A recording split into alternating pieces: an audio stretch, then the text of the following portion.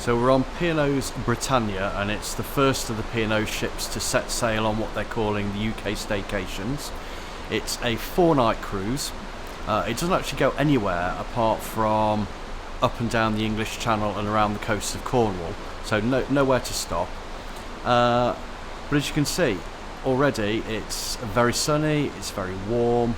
We have a lovely suite at the aft of the ship with quite a big balcony, great butler, very good cabin steward, and everything on the ship's running as it normally would, apart from, I think, the spa.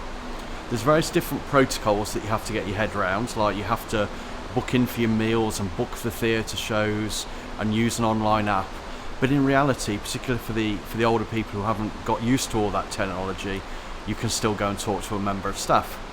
The most confusing bit is all the documentation that you have to print off before you get on board, which is your vaccination certificates, your travel insurance, your boarding card, your e-ticket, all that type of stuff.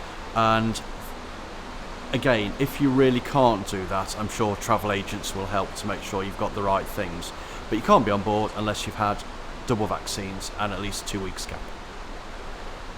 And of course, food is one of the most important things on the ship. How is dining operating?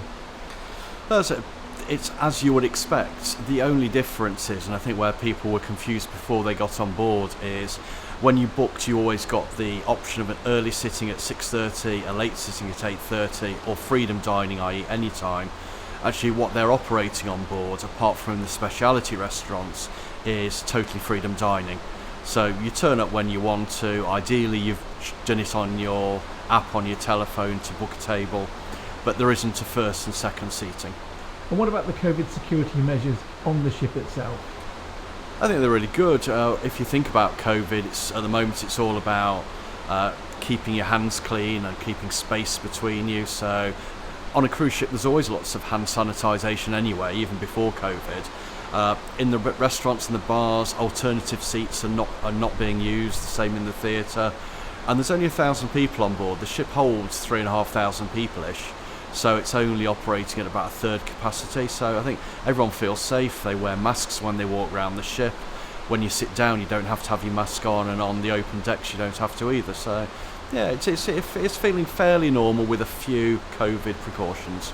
And what finally would your advice be to somebody who is, maybe over 60, maybe much older than 60? Yes, they've had both their COVID vaccines, but they've still got some anxieties about mixing with, large groups of people. Is a cruise ship safe for them? Well, it's personal choice about how people feel, isn't it? But if it was me or it was my parents, actually, we're on board with a couple of elderly relatives.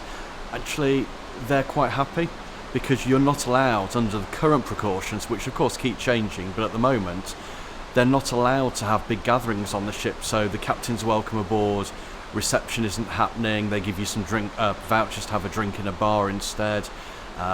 You can't sit and have lots of people at the same table if you're not travelling together. So most people are eating in groups of 2 or 4. The maximum size anyone can have a table of is 6, if there happens to be 3 couples travelling together.